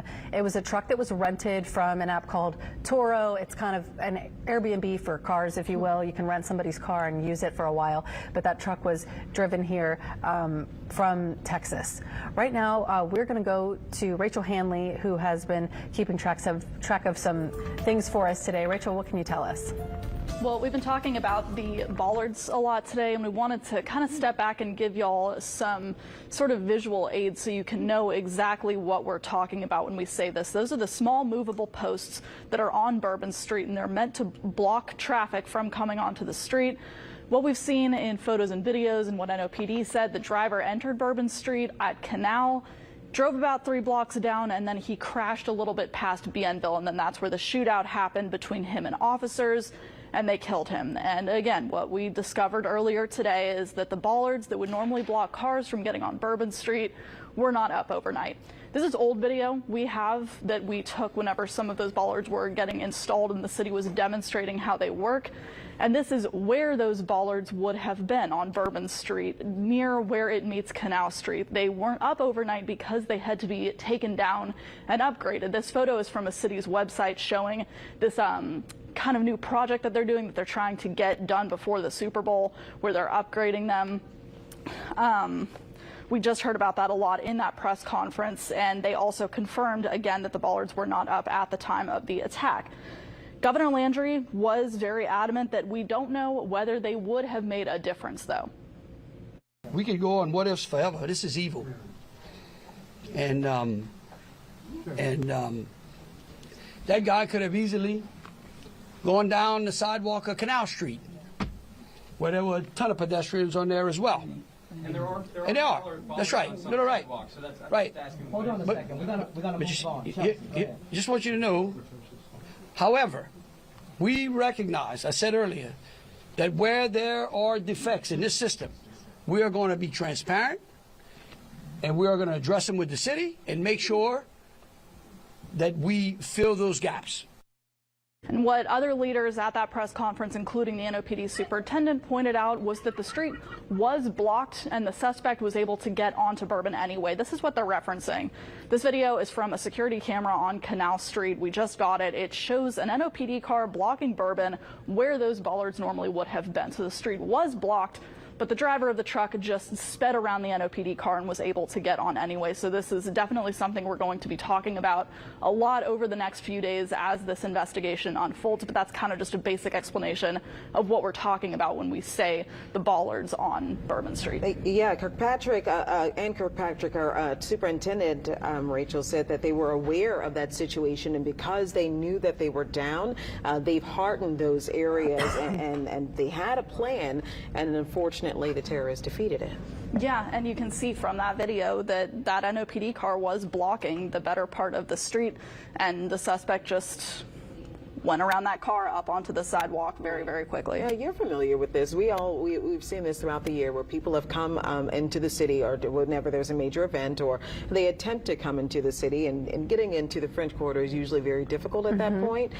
So, I mean, it's obviously another discussion, another plan needs to happen, because whatever happened then, it just didn't work out. Yeah, it certainly did not. And there have been so many discussions over the years about pedestrian walkways and closing some parts of Bourbon Street or to the parts of the French Quarter off to traffic entirely.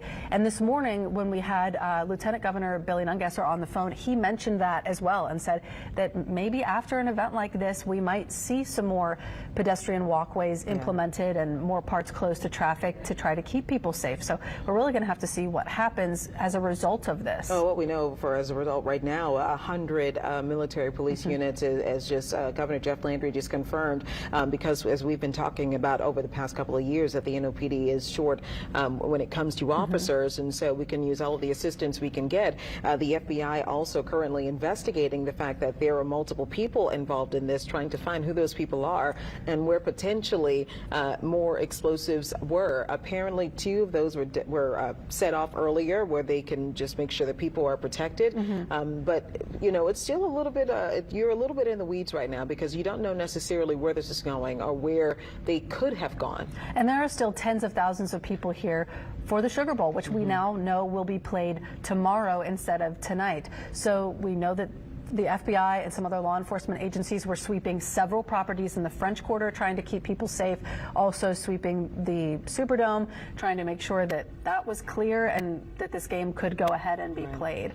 It's a big task to keep people, that many people who are not from this town, safe after something like this. Unfortunately, we also just got the ID of another victim. We're being told that Tiger Besh was also another victim that was announced as who succumbed to injuries after this happened. And unfortunately, I just heard from our sports director, Doug Moonton, who walked in. Apparently, he was an athlete in our community, in the Lafayette community, and we're trying to confirm more of the victims as they are announced. We also just have something brand new in from the Associated Press right now. Investigators say that they have reviewed video that shows 3 men and a woman placing improvised explosive devices somewhere in New Orleans, French Quarter. So now that is 4 people that we know are believed to be involved in this situation. Only 1 suspect has been identified and now killed by police.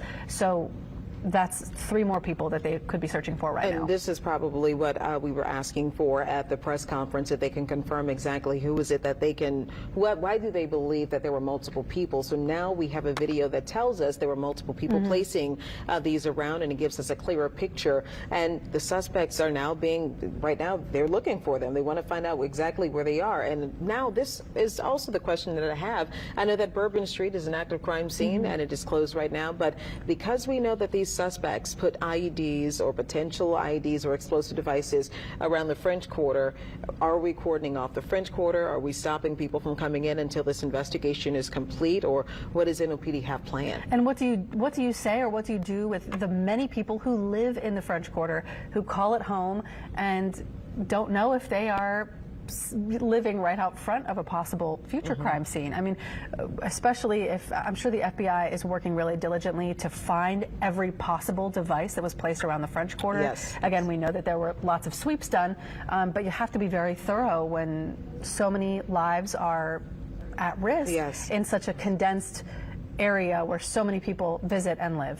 We just want to give you guys an update on where we are. If you are just joining us, we've been covering this all morning long. Started at 3:15 a.m. That is when a man drove his truck down Canal Street, went around police units, and drove down a very busy and crowded Bourbon Street. This is where he struck and killed 10 people and injured some 35 others. Yeah, the man that's suspected of doing this is 42-year-old Shamsuddin Jabbar. He's a United States citizen who is from the Houston area, and he was shot and killed by police after a shootout. We do know that 2 officers were shot in this incident, along with the dozens of others who were injured. Those 2 officers are at UMC. We're told by several local elected leaders who visited them in the hospital that they are recovering. They are speaking, resting, but they are expected, hopefully, to recover well. And in the vehicle that was driven by this suspect, the FBI and law enforcement found an ISIS flag along with a long gun and potential IEDs, explosive devices. And that suspect was prepared for a battle, because when police did find him, when he was succumbed to his injuries in that the gun battle, he was wearing what seemed like to be military gear, as if he was prepared to have a fight off with police. So he was in military gear, though the picture that we did see of the suspect as he was on the ground, I didn't see that gear, but there's a potential that I'm told that it might have been ripped off during that battle. And now regarding the other suspects that we've confirmed that police are looking for, we don't know necessarily where they are, who they are. We just know that there are videos of people who are potentially putting IEDs throughout the French Quarter, which is frightening because of the amount of people that we have in the French Quarter right now, the amount of people who live there and who visit there every single day, just coming off of a holiday weekend, going straight into New Year's Eve. So it's prime for an attack, and unfortunately that happened. We think about these things all the time. It's always in the back of our minds, but you don't think it'll happen to you in your own backyard. Yeah, definitely. I mean, It's shocking and horrible no matter where it happens. We've talked about this. This just happened on December 20th in Germany. 5 people dead and more than 100 there injured in a very similar attack. And here we are in New Orleans dealing with something so terrible, and knowing that there are still suspects out there is really scary. So, and then, the police were, for anybody who drove around, and from my conversations with my police sources, they were fully staffed, making sure every entryway, every place that a police officer could be placed, the blue lights were going. So they were all over the French Quarter, all over the downtown area with anticipation of anything possibly happening. But you do not anticipate something like this. We've heard of situations on Bourbon Street, on Canal Street, and many different areas where people have been struck by drunk drivers. And so that was the initial thing. Of course, you remember back in, this has to be like maybe 2015 or 2016, if my producers can correct me, in Nice, France, where there was a driver that struck multiple people and killed multiple people there. That was a lot of the inspiration that was taken to make those bollards and put some protections in place for our heavily pedestrian walkways. So now we see that this could possibly not be the answer to that. So what is our answer? Yeah, that's true. Very true. And we've also seen situations like this at parades that have resulted in horrific tragedies. But like we have said, there's got to be a solution soon, because we have so many events, big events on our doorstep. And we know now that there has been a state of emergency declared by Governor Jeff Landry. He's also sending in 100 military officers from the National Guard to help support in this effort. But he described this as twofold, because you've got to protect people right now, but you also have this investigation going on now in 2 neighborhoods to try to find these suspects that we now know are out there. And I know that one of those neighborhoods is the St. Roch neighborhood. That's where we had our reporter Winston Reed a little bit earlier, and he was giving us an update on what neighbors were seeing in that community. Apparently, this is on Mandeville Street, if I'm not mistaken. And Urquhart, yes. Yes, and Urquhart. There was a home that was either set on fire, or firefighters were brought to that home. Apparently, it must have been on fire, but when they arrived, I think they believe that this Dinja bar allegedly rented that as an Airbnb in the St. Roch neighborhood, and we don't know if that fire was intentional, but firefighters were drawn to that area. I don't know if they were trying to destroy evidence of who was potentially in the home, but based on our live shots in the video that we saw FBI officials and ATF officials, as well as NOPD and firefighters investigating that scene, and they cordoned off that area. And we spoke to residents that live in the community who said they smelled the smoke, and they were alerted to what was going on. And this is, if you look at all of these situations are happening right around us. Bourbon Street is only a few blocks down, and to your right, maybe not even a 5-minute walk. The St. Roch neighborhood is not far, so you're talking about a very busy part of the city where probably a lot of people after the New Year's holiday are waking up and trying to get back to homes, back to jobs, and take advantage of being back at work. But unfortunately, we're waking up to this situation and having to not get phone calls saying Happy New Year's, but having to tell people that they've lost family members. Yeah, and like you said, that is such a busy area, the area between the French Quarter and between St. Roch. And with the amount of people who live there also come a lot of surveillance cameras. There is going to be a great deal of video likely that is involved in this investigation, tracing that truck from where it was, if it was at any time in that neighborhood at that Airbnb in St. Roch, down to Canal Street, onto Bourbon Street. There is going to be a great deal of evidence because this is such a populated area. I know, and so right now we're waiting on FBI officials really to give us an update on what's happening. The latest update Devin just gave to you a couple of minutes ago, and that is reporting that they've reviewed videos showing 3 men and a woman placing an improvised explosive device in connection with a car attack that killed 10 people in New Orleans. So that is the latest that we're getting from the FBI in regards to the things that are happening today. The Sugar Bowl, it's being delayed till tomorrow. Hopefully this game can be played, but it's being delayed until tomorrow. And I'm sure this is all based on contingent on whatever they find in the investigation. Oh, surely. And if they believe that the Superdome and the surrounding area will be safe enough to host that many people, that's all going to play a factor here. I do want to note, because we probably have a lot of people watching us right now who are not from New Orleans. Maybe you're visiting, maybe you're from out of town and had a loved one here for the game this weekend.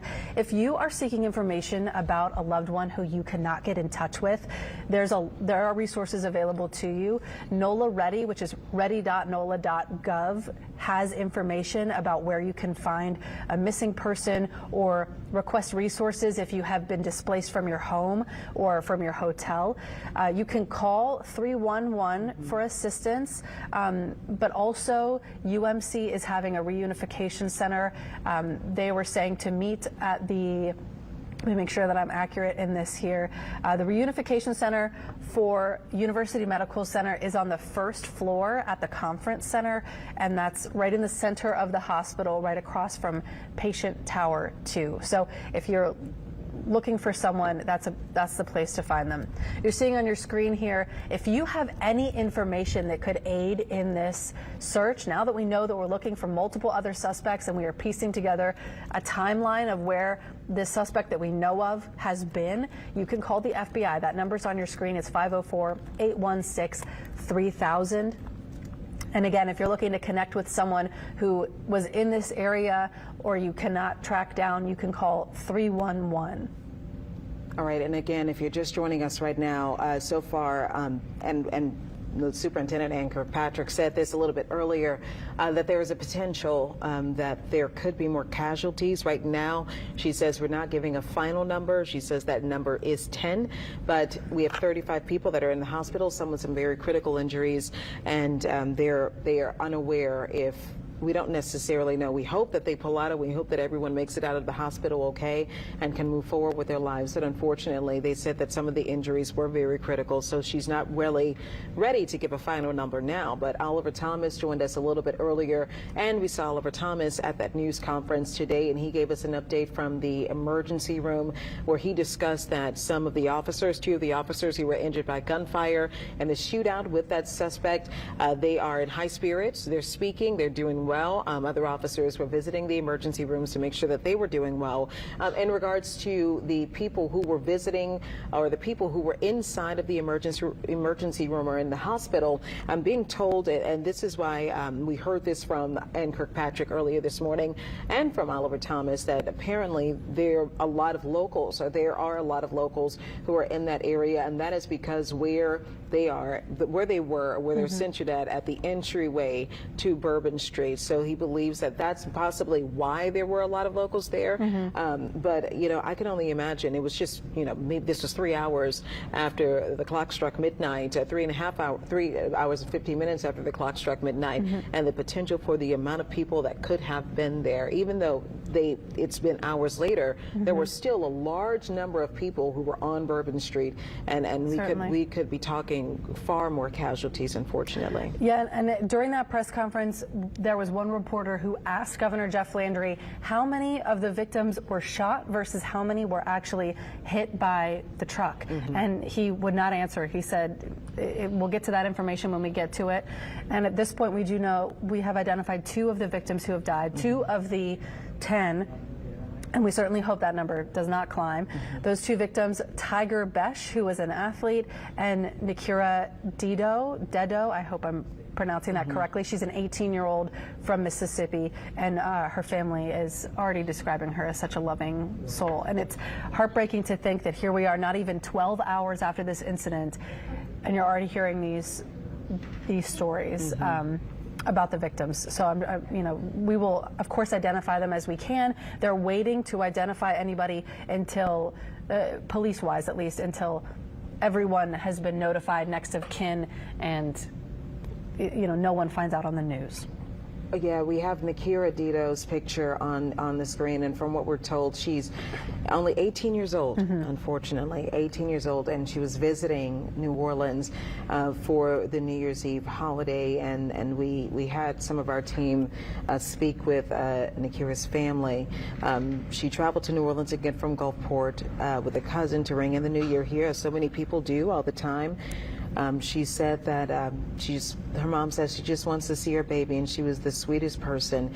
And to imagine just 18 years old and having to lose her life in such a way, it's very terrible. And she was with her 18-year-old cousin and also their 18-year-old friend.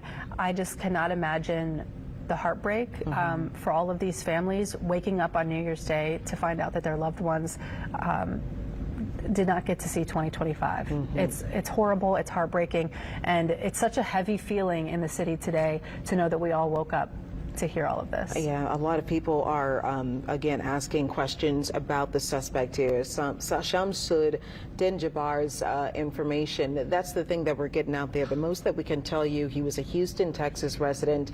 He was once in the military, and I don't know, did they say a little bit earlier if this person was honorably or dishonorably discharged? I believe that they said that they're kind of looking more into his military background. Yeah, they're trying to look a little bit more into his military background, but what we can tell you is an ISIS flag was found on that vehicle. If you look at the picture of the vehicle where it crashed initially, you will see a pole and a flag flying in the back, and they confirmed that while that is an ISIS flag, they can't confirm his actual affiliation to ISIS, and they don't know necessarily if this was someone who was inspired to commit an act of terrorism or if this is someone who is a member of ISIS, but they can confirm that they found that, and ask a lot of questions about not only his involvement in this, but the involvement of other people that were placing those IEDs throughout the French Quarter, and you know, this also probably widens the scope to look outside of the French Quarter and see, were they attempting to just attack the French Quarter, or are they looking at other parts of the city of New Orleans? I'm sure that all local and federal law enforcement officers are on high alert. Certainly. I mean, we just had that confirmed from the Associated Press not even 15 minutes ago, that we now know that there are at least 4 total suspects, including the one who is confirmed dead, involved in this situation. And that's what the FBI is looking for. They would not elaborate on that. Obviously, during the press conference, someone did say, why are you so confident that this man did not act alone? And they were not obviously going to show their cards about what they know and what they're looking for, but they're going to have to check pretty much every nook and cranny here of the French Quarter and make sure that this is safe, especially after finding several incendiary devices in several places here. All right, for those across the country joining us right now, because all eyes are on this, because a tragic New Year's Day murder happened here in the city of New Orleans.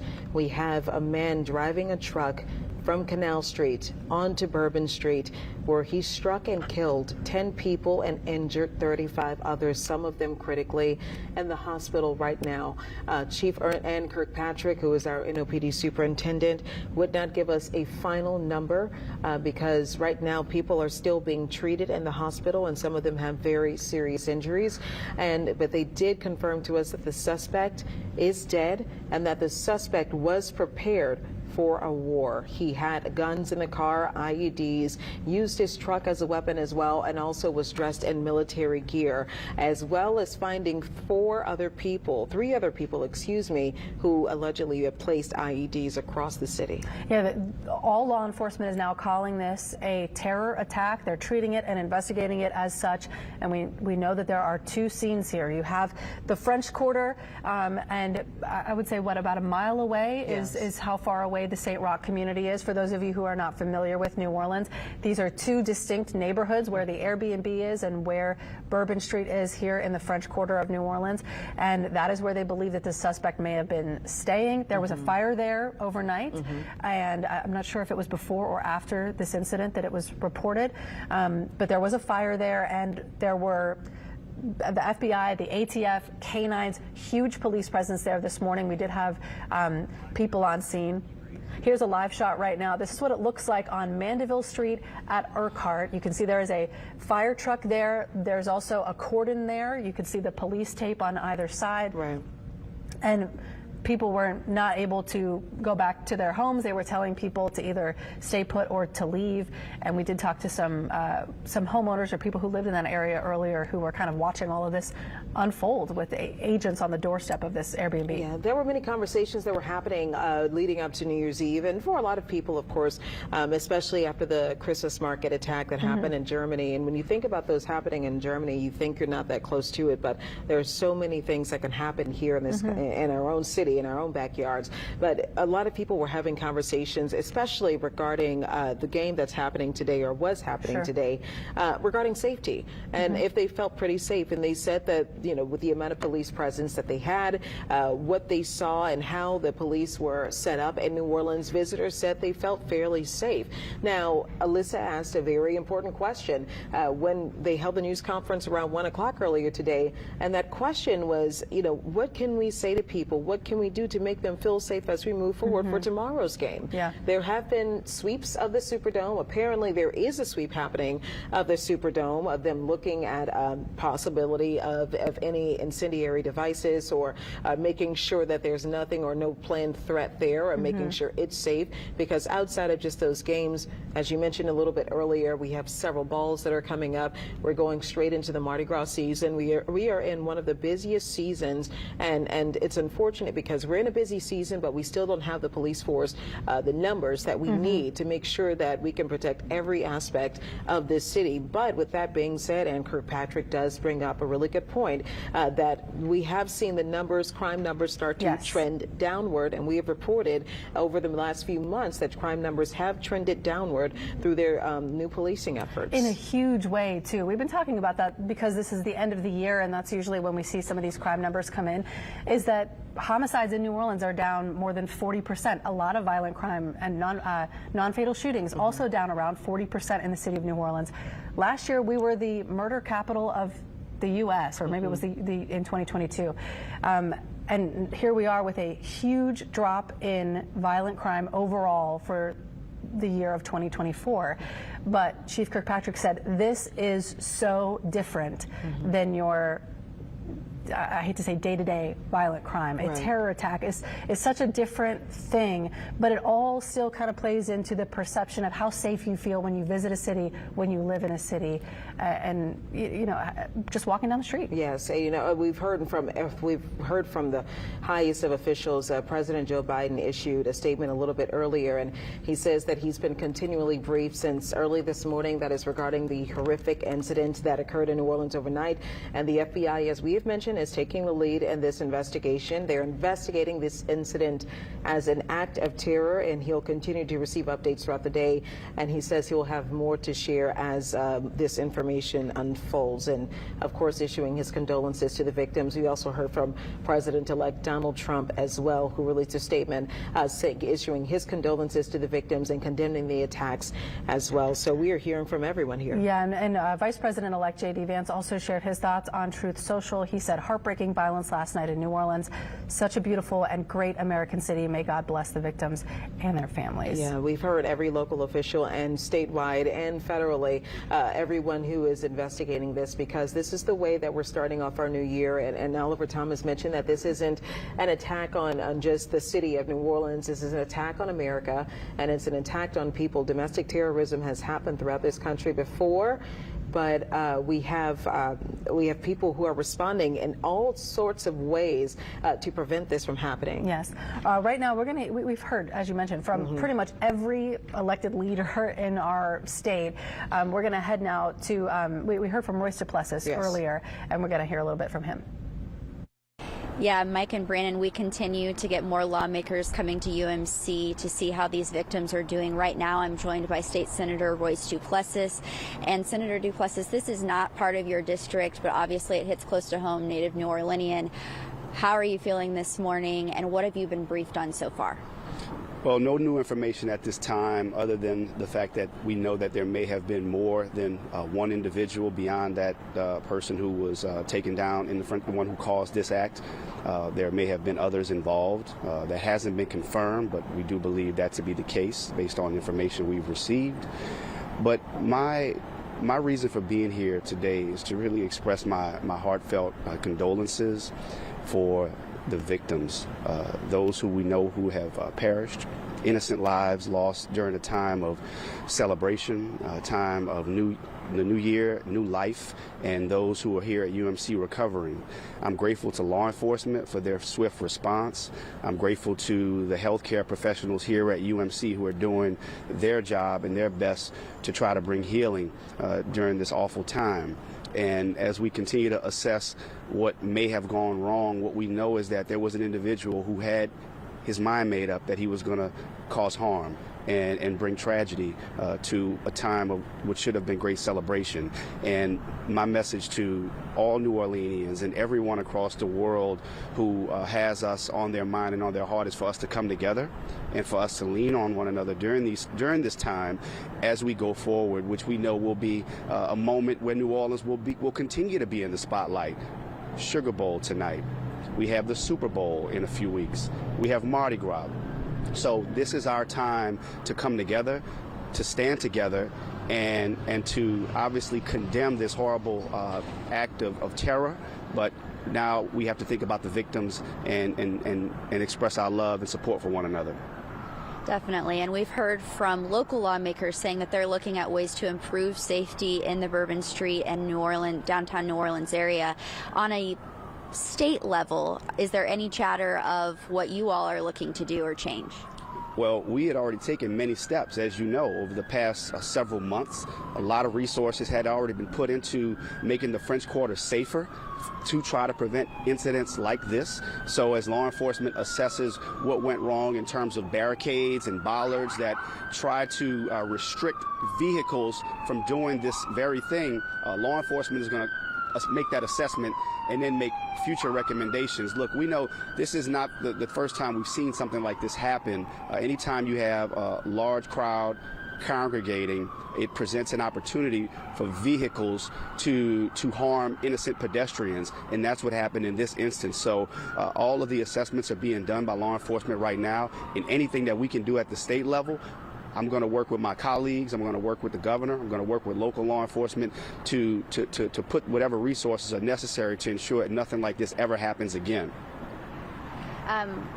Your day, I'm sure, completely disrupted like so many right now. What do you do today as a state senator for us here in New Orleans? Yeah, well, there are obviously going to be more briefings. I'm going to be talking with local law enforcement, state law enforcement, federal law enforcement, everybody who's coordinating to get as much information as I can. I get calls from constituents, I get calls from the media, and I just want to make sure that we're communicating all accurate information and then just trying to look forward through what we have to do, which is to show up and